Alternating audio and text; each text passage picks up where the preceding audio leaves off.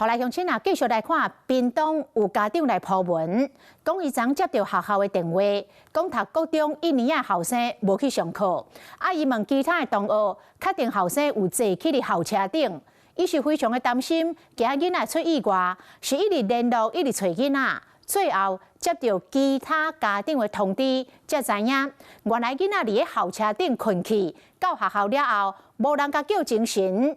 驾驶嘛无来确认，就一路甲车驶转去8公里外的客运总站。囡仔醒来，家己拍开安全门，才顺利来逃生。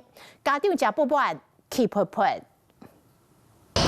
学生准备去学校上课，就家长抱问讲，上班接到学校卡来，讲读高中1年的学生无去上课。毋过同学讲有看到因囝，到学校的时候，就才有看到因囝搁伫咧车顶咧困。家长赶紧请老师较互校车的厂商问，说一直等无学校的回应。过半点钟，接到学生同学的妈妈卡来，讲伫咧路的看到因囝，伊讲伊伫咧校车顶困去，醒起来发现去关伫咧车内。司机到站。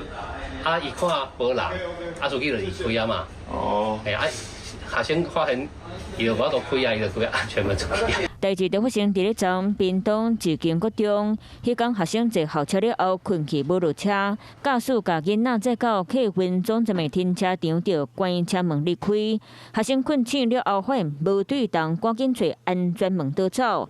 伊行到瑞光路口，别个学生家长看到来甲载走，再佮由妈妈送到学校。这两地是差8.3公里，这么远。紧急的时候把这一块直接击破就好了。哦，被载去那个客运公司的总公司的一个停车场，他自己知道可以从安全门离开。家长不满的是，学校10点才发现学生无去学校，校车驾驶到站嘛无顺路，就直接关车门离开。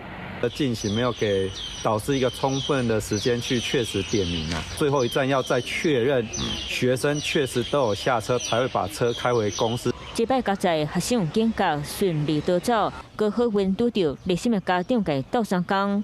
即摆学校嘛要求客运业者加强训练，避免相同的代志搁一摆发生。